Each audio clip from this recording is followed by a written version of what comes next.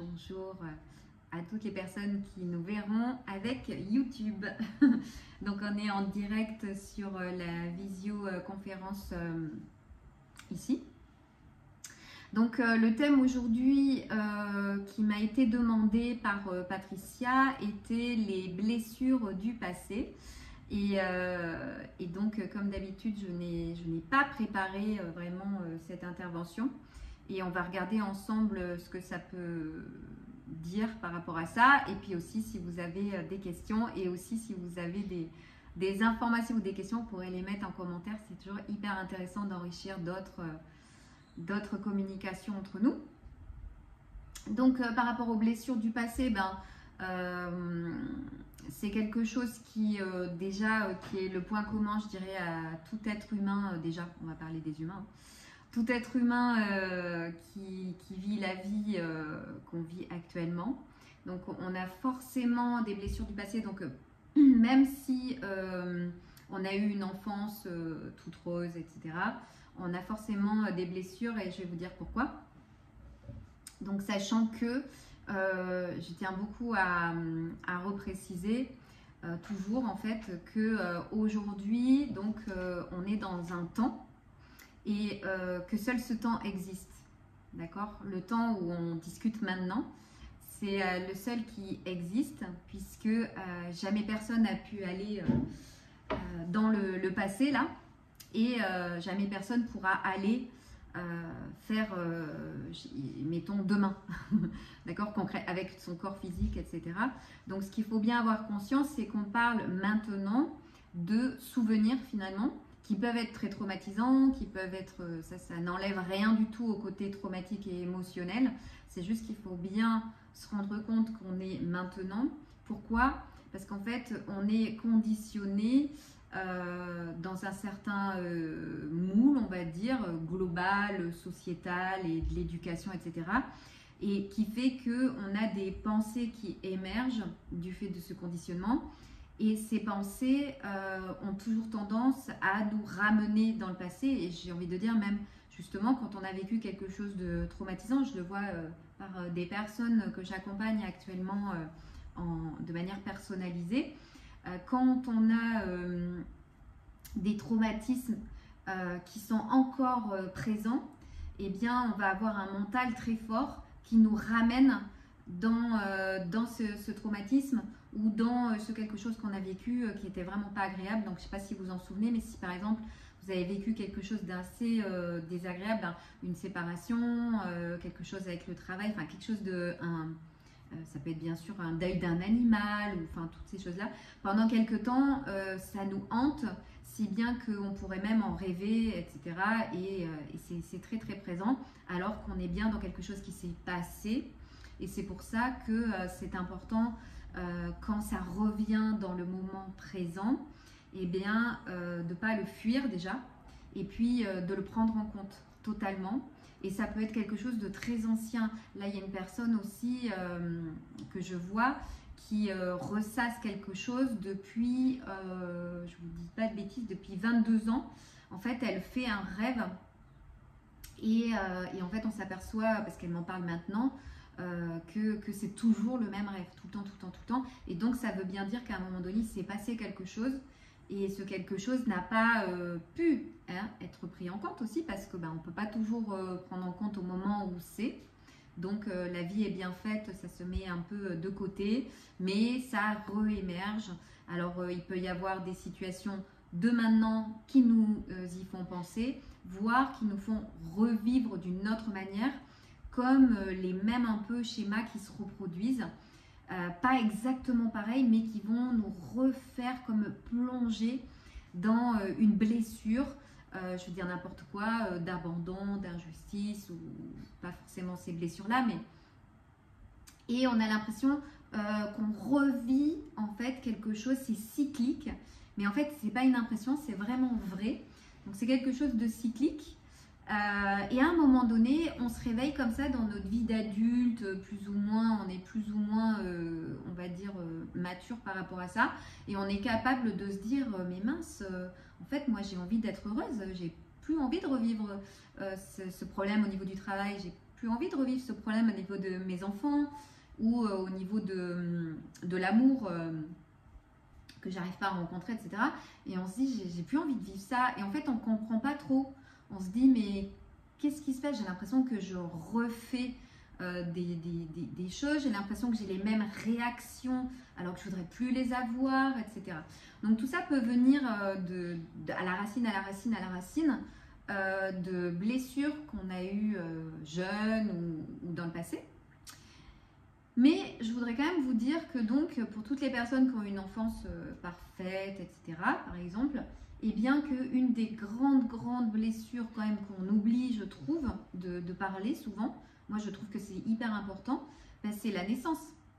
Parce que quand alors déjà on arrive dans le ventre de la maman, mais imaginons on flotte, on est bien, tout va bien, on est en sécurité et tout, et à un moment donné on vit une séparation terrible dans la matière, où on se désolidarise, on va dire, du corps de la maman, même si on n'en prend pas conscience, c'est hyper, j'imagine, traumatisant, puisque d'un coup, on n'est plus dans l'eau, mais en plus, on est dans l'air, donc dans un autre élément, et dans lequel, pour survivre, on doit déployer nos poumons pour vivre, enfin, pour respirer, etc. Donc, enfin, vous imaginez cet espace-là que tout le monde vit, il est déjà de base hyper traumatisant, parce qu'en fait, on quitte en plus un espace totalement sécurisé dans lequel on s'était habitué, parce que peut-être que, enfin en tout cas moi dans ma vision des choses, on arrive en tant qu'âme déjà d'ailleurs, donc on s'était un petit peu habitué là à ça, et d'un coup on est projeté dans un monde extérieur,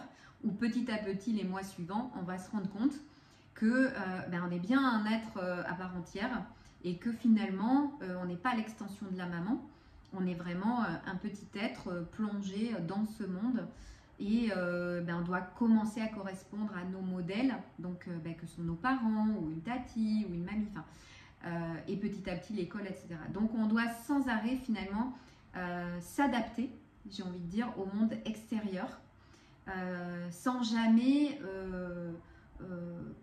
peut-être plus maintenant, mais sans trop jamais, en tout cas pour les personnes de notre âge, avoir directement cette introspection de en fait je suis qui, j'aime quoi, et qu'est-ce que j'aimerais être dans cette vie, etc. C'est pas du tout comme ça se passe. On va s'adapter au monde extérieur, on n'a pas le choix, puisque bien sûr on nous donne à manger, etc. Et puis tous ceux qui s'occupent de nous pensent bien faire, et puis c'est comme ça. Voilà, c'est comme ça que ça s'est produit. Et puis ensuite, il y a d'autres traumatismes qui peuvent arriver avec des problèmes dans l'enfance qui peuvent se passer, des traumatismes à l'école et d'autres traumatismes qui peuvent se passer.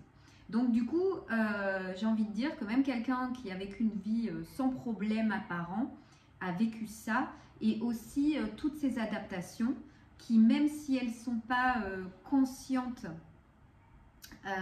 totalement pour la personne, eh bien, elles ont quand même été là, et ça a quand même été très compliqué. Parce que moi, quand je vois des parents avec leurs enfants, où j'entends l'enfant qui hurle, par exemple, parce qu'il ne veut pas manger telle purée, mais comme la maman l'a fait avec amour, etc., si, il doit goûter, il doit en manger et tout.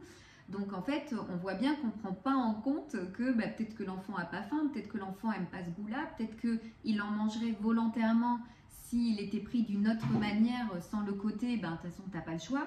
Parce qu'il le sent très bien, l'enfant, qu'il n'est pas pris en considération.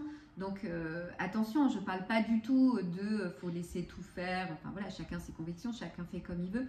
Mais vraiment, c'est comme ça qu'on a vécu, nous, notre enfance. Et peut-être que effectivement, on peut être de plus en plus à l'écoute, simplement que l'enfant qu'on a aujourd'hui avec nous, c'est un être qui est complet en fait. Il est un enfant sur ce plan, mais en tant qu'âme, au final, il est quand même complet. Il a quand même des valeurs, il a quand même un caractère, une personnalité, il a quand même des choses intrinsèquement qui font que c'est lui. Et qu'en rentrant en communication, à l'écoute en fait de cet être, on peut en apprendre autant que lui va en apprendre. Et peut-être que peut émerger une autre sorte d'éducation, une autre sorte de relation qui ferait que ce serait plus subi, mais plutôt discuté, pas forcément tout discuter, mais je veux dire ouvert en fait au fait que c'est pas un petit être voilà, dénué de toute sa personnalité, de tout ce qui fait qui il est, quoi. Donc bon, voilà, c'est comme ça. Et après, il y a bien sûr tous les traumatismes et les blessures qu'on peut avoir du fait du passé qui peuvent être extrêmement nombreuses. Donc Lise Bourbeau a listé un certain nombre de blessures de l'âme. Mais il y en a en fait beaucoup plus et souvent on va se référer à la blessure d'abandon, de rejet, d'injustice. Bon, tout ça, ce sont des blessures effectivement qui vont nous faire écho dans pas mal de choses que l'on vit. Par exemple, on se fait quitter de manière amoureuse, amicale, ou on se fait virer par le travail. On va avoir toutes ces choses qui vont émerger, très traumatiques, d'être complètement abandonnées et laissées pour compte, et ça peut être vraiment très très dur. Donc je dirais que quand on a l'impression qu'on a une blessure qui est redondante, on y pense là maintenant dans le moment présent, qu'elle revient par le biais de rêves, par le biais de schémas cycliques, par le biais de en fait c'est là et je ne sais pas quoi en faire. Je vous dirais déjà qu'il faut absolument écouter ce qui se passe, il faut absolument prendre en compte ce qui est là maintenant dans le moment présent, parce que ressasser sans arrêt, ça aide pas. C'est pas ça qui fait avancer le schmilblick. Et en plus, aujourd'hui, on a beaucoup d'aides différentes et qui vont s'adapter à toutes les personnes. Donc, moi, je vous dirais que quand vous entamez en plus un chemin, on va dire, spirituel, dans le sens éveil de la conscience, où vous avez envie de savoir qui vous êtes, de vous déconditionner, de revenir à qui vous êtes vraiment, eh bien, les blessures du passé vont vraiment être un grand mur qui va vous empêcher d'accéder à cette introspection active que d'ailleurs je mène dans les accompagnements que je fais personnalisés. On va vraiment déconditionner, on va vraiment voir les conditionnements, les croyances et tout qui vont permettre en fait d'accéder à qui vous êtes vraiment, parce que vous n'êtes pas ce conditionnement auquel vous êtes adapté et qu'au bout d'un moment on croit qu'on est ce conditionnement, on croit qu'on est ces croyances. Donc pas du tout.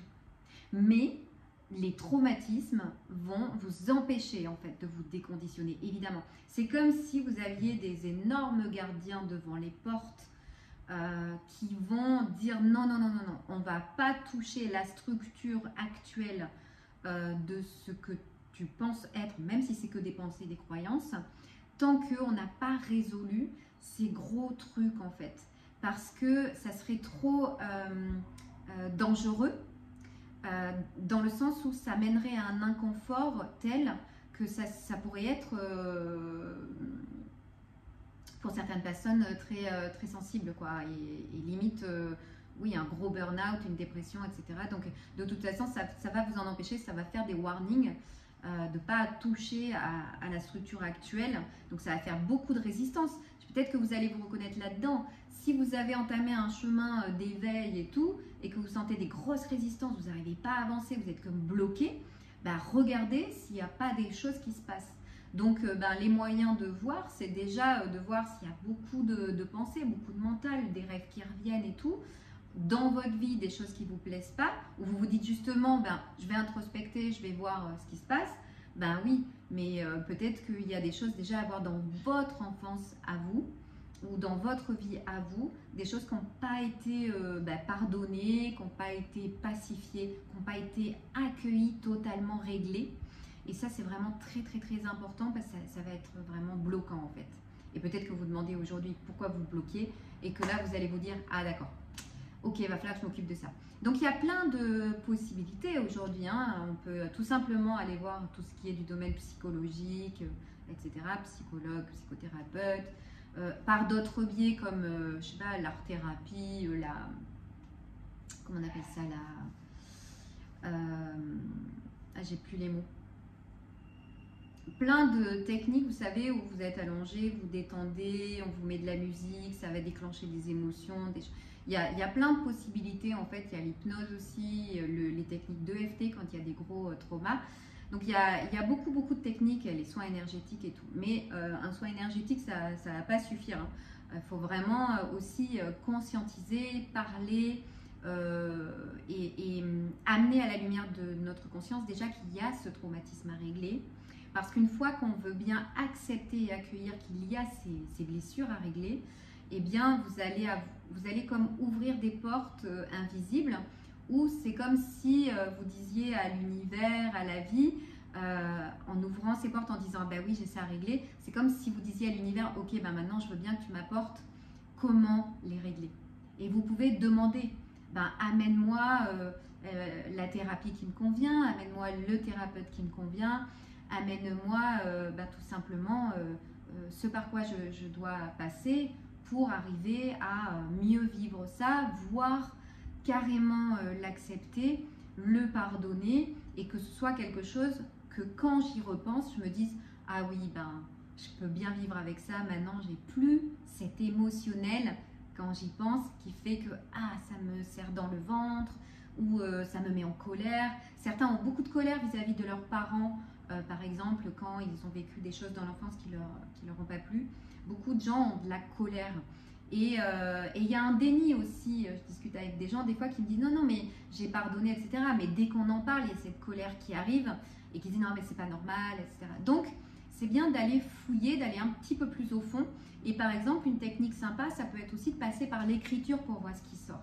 C'est-à-dire d'écrire une lettre aux parents en question en disant tout ce qu'on a sur le cœur et voir ce qui sort. Ce qui sort comme émotionnel, ce qui sort sur le papier. Il peut sortir, pourquoi pas, la colère, ça peut faire sortir, je sais pas moi, des gros mots, ça peut faire sortir des choses qui ont besoin d'être évacuées. Et c'est fini le déni de dire non, mais c'était du passé. Oui, mais à un moment donné, il faut prendre le taureau par les cornes. Il faut absolument passer par l'abcès. C'est comme quand on voudrait évacuer des peurs. Et c'est pas en les mettant de côté qu'on les évacue, pas du tout. C'est en les traversant.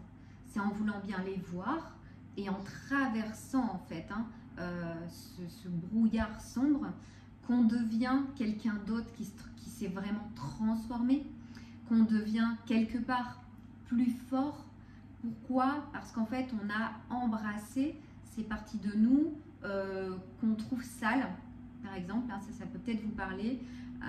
Je n'utilise pas beaucoup ce mot-là, donc il sort maintenant, donc ça va peut-être parler à certains.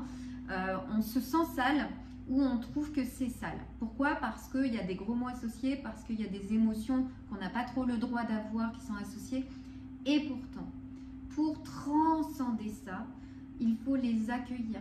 Donc dites-les à haute voix, ça m'est arrivé moi, aller faire de la boxe, même dans le vide, et contacter ce traumatisme-là ou cette émotion-là, et vous allez voir à quel point vous allez boxer vite et fort, et tout ce qui sort de vous.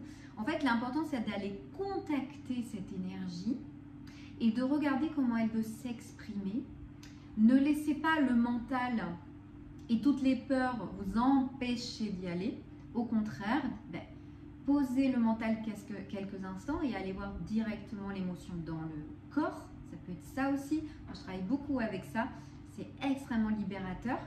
Parce que vous savez, on est fait d'énergie en fait. On est fait d'énergie et de vibration. Et donc, c'est avoir peur de ces peurs ou avoir peur de ces gardiens, de ces traumatismes. C'est dommage parce que c'est ça qui va vous empêcher d'y aller.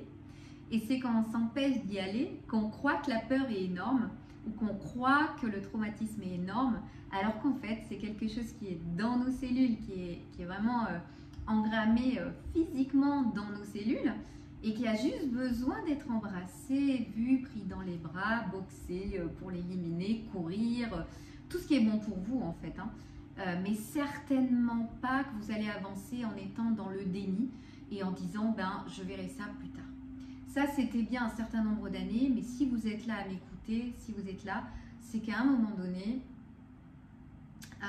on doit prendre le taureau par les cornes. C'est ça aussi le travail sur soi. Et c'est ça qui va faire que vous allez vous transformer comme d'une chenille à papillon vers vraiment la merveilleuse version de vous. C'est en prenant ça dans les bras et pas en le laissant de côté. Parce qu'en fait, vous savez, j'aime bien Philippe Guillemant, qui est un scientifique physicien. chercheur au CNRS, etc., qui a dit qu'on était donc fait de vibrations également, et que ça serait un leurre de se dire qu'il n'y a que les vibrations d'amour, de joie, etc., qu'il faut garder, parce que comme ça, mettons, avec tout ce qu'on a dit sur la loi d'attraction, bah, vous allez attirer le meilleur, etc. Mais ça, c'est complètement faux, parce qu'en fait, écouter un orchestre philharmonique, vous avez des basses, des contrebasses, des notes très très en dessous de tout ce qui est très, on va dire, lumineux et aigu. Mais c'est le cumul des deux qui font que le concert est magique, que ça va créer des émotions en vous qui sont extraordinaires, que vous aurez envie de verser une larme. Voilà, vous allez vous sentir bien, ça va vous créer quelque chose d'incroyable. Eh bien, le fait de dire que nous sommes des vibrations, c'est bien plus complexe que de dire nous sommes des vibrations d'amour et point. Non, non, non. Nous sommes un cumul de tout ce qu'on a vécu, de aussi nos mémoires avec lesquelles on est arrivé, qui sont dans nos cellules transgénérationnelles, et nous sommes tout ce qui nous compose. Donc rien n'est à laisser à la porte. Et quand on est adulte, on peut dire bon, je t'ai laissé à la porte, j'avais fermé le cadenas, j'avais mis des gardiens, mais aujourd'hui, je peux écouter les gardiens, je peux prendre la clé, ouvrir la serrure, et je peux regarder ce qui se passe derrière, parce qu'il n'y a ni plus ni moins qu'un petit vous qui attend, voilà, qui attend votre amour, qui attend d'être embrassé. Et c'est vraiment cette alchimie de tout cet amour que vous avez pour ce côté très sombre et très difficile. C'est vraiment ça qui va être embrassé et qui va faire la personne que vous allez être juste après, qui aura transcendé ça en l'embrassant, en l'accueillant. Et là, ça va être magique, parce que dans votre vie, déjà votre vie va se transformer, parce que ce qui avait besoin d'être répété cycliquement pour être vu n'aura plus besoin de l'être, et comme par magie, vous allez rentrer dans quelque chose de magnifique, de plus complet, parce que vous-même en fait vous serez plus complet, vous allez rentrer dans une vie plus en harmonie avec toutes ces notes qui vont se dessiner. Mais vraiment, c'est ça en fait, aller dans la lumière de votre être, dans l'amour que vous êtes. C'est ça qu'on est venu expérimenter, qu'on est venu vivre ici. Et absolument pas laisser de côté le mauvais. Tout ça, c'était pendant des années très en vogue, avec tout ce qui est développement personnel et tout ça. Mais on sait aujourd'hui que c'est pas du tout ça en fait, le développement personnel. C'est pas du tout mettre de côté toutes nos parts de nous. Et les chamans, les gens dans les tribus qui vivent dans la nature ou autre, l'ont bien compris depuis longtemps, en parlant d'accueil de bouts d'âme qui sont quelque part dispersés, éparpillés. Et à un moment dans nos vies, quand on se dit « Ah, mais là, ça coince, ça bloque et ça va pas, et nanana, et j'ai ça que je ressasse et tout », et ben c'est le moment d'aller ouvrir les bras. Ben, qu'est-ce que vous avez à me dire? Qu'est-ce que vous avez à me... Qu'est-ce que j'ai à entendre, à voir? Parce que derrière, ce sont des cadeaux, mais juste immenses. Et sachez-le, des cadeaux immenses. Donc, si vous n'arrivez pas à y aller tout seul, mais faites-vous accompagner. Je l'ai fait, je connais plein de gens qui l'ont fait. Pour ne pas rester seul là-dedans. Parce qu'en fait, quand déjà on est accompagné, on est deux pour créer comme un espace, en fait, où on va faire ensemble. Et on se sent beaucoup mieux pour lâcher les verrous qui n'arrivent pas à être lâchés quand on reste seul. Donc déjà, je voulais vous demander aux personnes qui sont là, est-ce que c'est quelque chose qui vous parle, ce que j'ai dit, et est-ce que vous avez quelque chose à rajouter ou des questions par rapport à ça? Avec le micro ou dans le chat.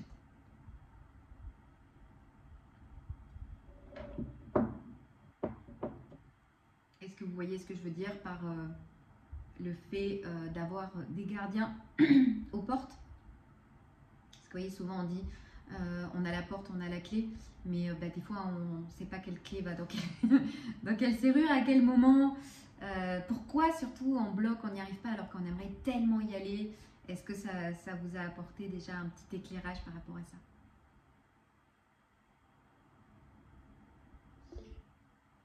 Pour ma part, oui, en tout cas ça me parle ce que tu évoques. Oui. ça me fait réfléchir aussi et ça me fait comprendre aussi certaines choses. Oh, super. Ah, je suis vraiment très heureuse de ça parce que c'est tellement important. Parce qu'on a vraiment tous le droit au bonheur et ça serait dommage de garder ces blocages encore plus longtemps. Parce que, ben, au bout d'un moment, la vie, il n'y a pas de hasard, quoi. La vie, elle est vraiment en amour pour nous et elle n'a pas envie qu'on soit malheureuse et malheureux. Et, euh, et c'est vrai qu'on va avoir comme ça des signes, des possibilités sur notre passage. Et comme il y a beaucoup d'amour pour nous, ben, t'es pas prêt, ben, c'est pas grave. On va faire plus tard, on va faire plus tard. Voilà. Et hop, ça se représente. Mais qu'est-ce qui se représente? Il se représente une situation qu'on n'a pas envie de vivre. Mais si elle ne se présentait pas, on n'aurait pas le nez dans le caca et à se dire ah mais j'en veux plus. Parce que si tout était toujours doux, on ne se débarrasserait pas de ces trucs qui sont si lourds. Et on ne pourrait pas réaliser la vie qui est faite pour nous, qui nous attend. Parce qu'en fait, notre âme connectée avec le grand tout a envie en fait de vivre des choses spécifiquement dans cette vie, par le biais de la personne unique qu'on est venu, on va dire comme ça, incarner. Et du coup, c'est pour ça en fait que quand on la contacte, on a autant de joie et on ressent autant d'amour quand on est en connexion avec notre âme, parce que déjà, juste de dire, ok, je vais lire ça. Déjà, je finis juste ma phrase. Juste de dire, on va dire comme ça, oui, je veux bien me guérir, oui, je veux bien avancer vers la vie de mes rêves et tout. Vous allez sentir, peut-être pas instantanément, mais quelques minutes après ou quelques heures après, comme une joie intérieure. Vous ne savez même pas d'où ça vient.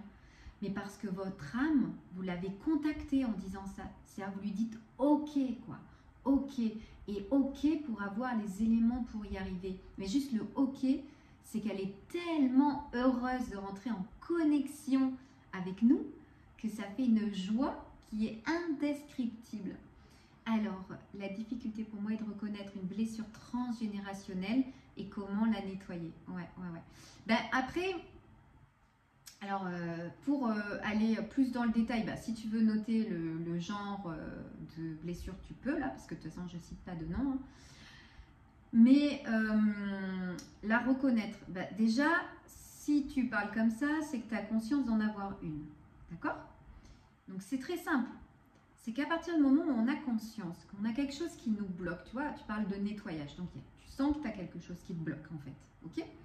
Donc ce blocage-là, déjà, l'admettre qu'il est là, d'accord? Et bien vouloir être accompagné pour le nettoyer, comme je disais, c'est vraiment simple hein, dans l'énergétique, hein. C'est le mental qui en fait tout un pataquès, et nanana, et comment je vais faire, et ça va prendre du temps, donc il faut juste le poser délicatement en disant, ben oui, il est à fond parce qu'il y a ça qui émerge. Quand il y a quelque chose qui émerge de très fort, le mental est très fort. D'accord? Donc, il faut à un moment donné, il faut lui dire stop. Stop, j'ai compris. D'accord? J'ai compris, je vais voir. Donc, je pose tranquillement l'histoire et je vais parler à cette blessure. En moi, dans mon corps, elle est. Hein, elle n'est pas dans je ne sais pas où. Elle est, par le biais de mon corps, totalement abordable. Et je lui dire, ok, je sens que tu es là, je sens qu'il y a quelque chose, je sens que tu es là. Et je voudrais rentrer en contact avec toi. Et en fait, ce qui peut se passer là, quand on se détend d'abord, on se détend, on respire et on va parler à cette partie de nous, on peut avoir comme une photo de nous enfants, une image, un souvenir qui émerge. D'accord? C'est tout à fait possible. Moi, c'est le cas et c'est souvent du coup cette même photo de moi. Je me revois habillée et tout. Ça correspond même à une photo en fait que j'ai vue de moi enfant. Donc ça se peut. Mais gardez juste l'image, mais rentrez plus dans l'histoire. Et vraiment concrètement, allez demander à votre corps de vous montrer où elle est, cette blessure, où elle est.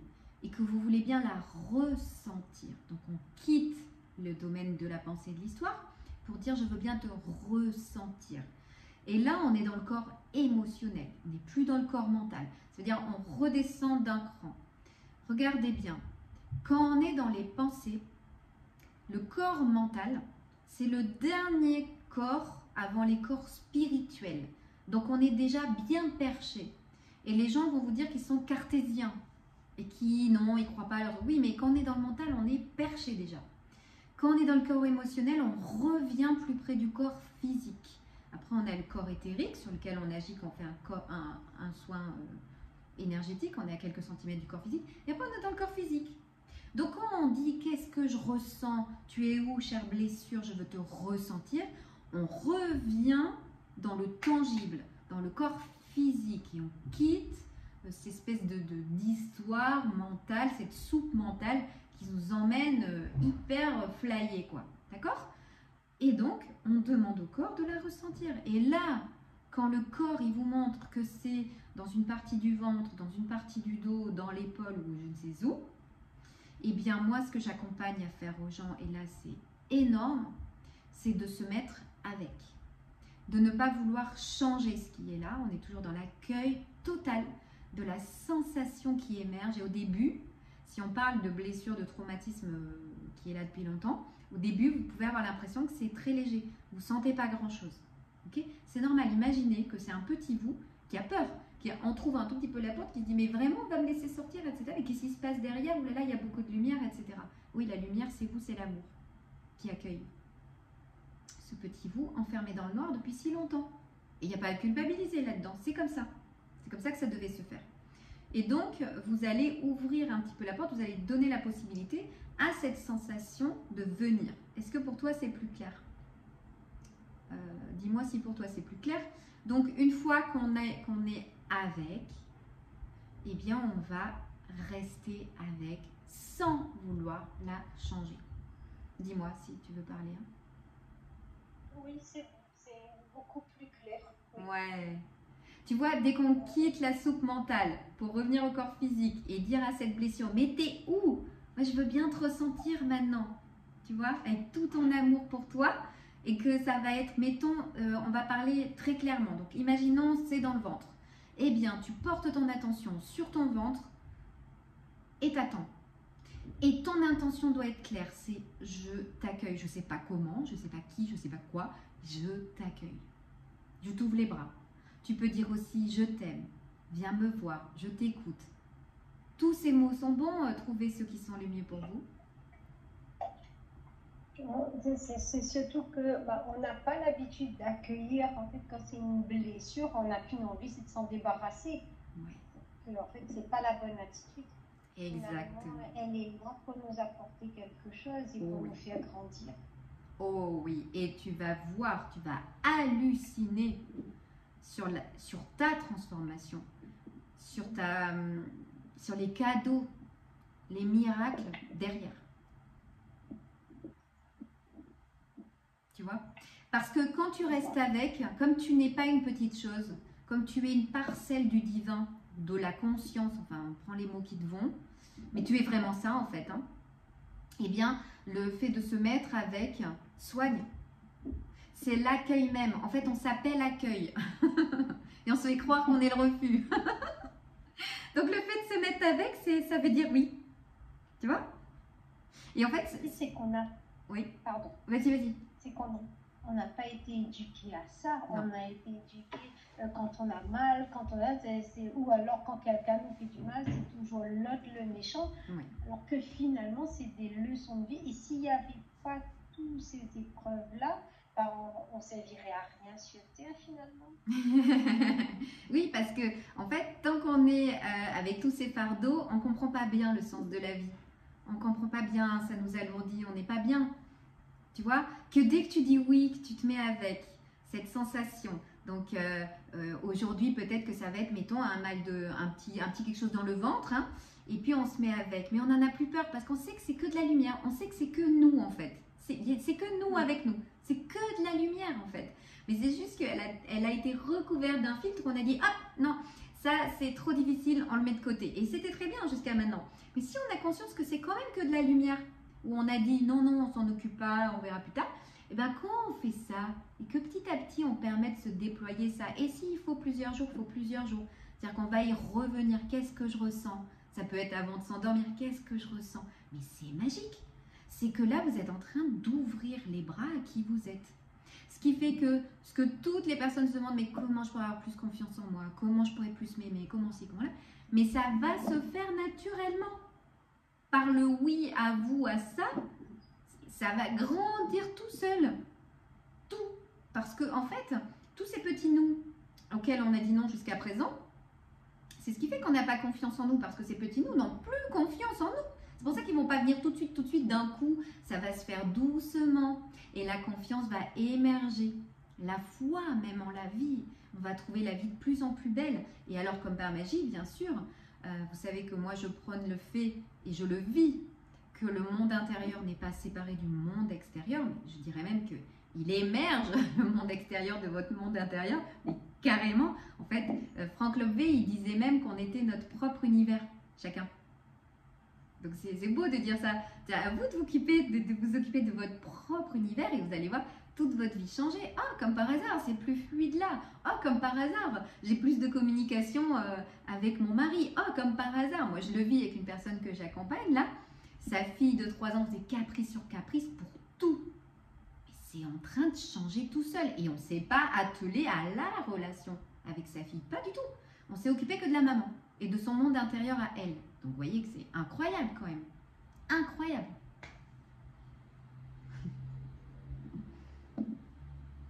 Donc voilà, je voulais vous partager ça, qui était l'idée à la base de Patricia, qui n'est pas là, mais qui va certainement regarder la vidéo. Et c'est ça qui est bien dans ces partages, que ce soit en live ou après retranscrit, c'est qu'on puisse s'aider dans ce nouveau monde, s'entraider, s'aider, se donner nos partages, nos clés. Et j'encourage vivement toutes les personnes qui écoutent cette vidéo ensuite sur YouTube à mettre en commentaire comment vous faites, quels ont été pour vous les piliers, vos aides, comment vous avez fait pour vous en sortir dans le passé, parce que franchement, ça vaut de l'or pour tous, on se sent moins seul et on s'accompagne les uns les autres, quoi. Et c'est ça qui est extraordinaire. Et moi, je sais que j'ai pas hésité à me faire aider, quoi, pour ça, parce qu'à un moment donné, j'ai dit, mais j'en ai marre. Moi, j'ai envie d'être heureuse maintenant. Donc, c'est certainement que mon âme, elle est venue me chercher. Quand je le raconte des fois, quand j'ai changé de vie, que j'ai quitté mon mari et tout, c'était vraiment une voix très forte qui a dit pars de cette vie. Mais c'était rien à voir avec mon ex-mari et tout. Hein, c'était moi avec moi. Et qu'en fait, après, on s'est liés comme ça. Et puis, on avance ensemble. Et comment être heureux en s'écoutant déjà. En s'écoutant, parce que le reste se fait et se délie, quoi. Comme si on tirait sur un fil, tu vois, Samantha. Tu tires sur le fil et ça se délie tout seul. Et ça se dénoue tout seul. Voilà. Et tout est possible, tout. Parce que rien n'est figé. Rien n'est figé. Merci. Merci beaucoup. Je suis hyper heureuse de ces partages à chaque fois. C'est vraiment merveilleux pour moi aussi. Donc je sens que je suis bien alignée. Vous voyez, cette joie-là, c'est incroyable, quoi. Elle émerge, c'est quelque chose de magnifique. Donc, si vous avez plus de questions, je vous remercie du fond du cœur d'avoir été là. Merci à vous également de nous écouter. Est-ce que c'est bon pour vous? Très bien pour moi. Merci Virginie. Merci. Oh, merci. Merci beaucoup Virginie. Ouais, avec grand plaisir. Et puis, je vous dis à très bientôt. À bientôt. À bientôt. Bisous là-bas. Bisous là. Bye bye.